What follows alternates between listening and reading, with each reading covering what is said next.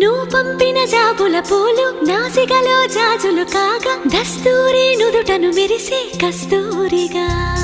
నీలేఖల అక్షరమాల నా మెడలో హారం కాగా చేరాతలు నా తల రాతను మార్చంగా నువ్వు రాసిన ఈ ఉత్తరమే నా మనసుకు అర్థంగా నువ్వు చేసిన ఈ సంతకమే మన ప్రేమకు పసుపు కుంకుమ అర్థంగా గంగా నిజంగా నువ్వే నాలో సగభాగంగా